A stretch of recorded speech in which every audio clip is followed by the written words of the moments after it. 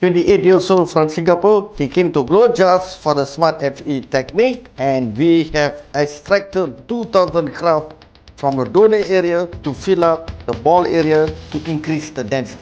This area is the crown, this is the mid-scalp, this is the frontal area. Frontal area he has said, so here he's going to take the medication, Finastride and Minoxidil, to increase the growth rate here.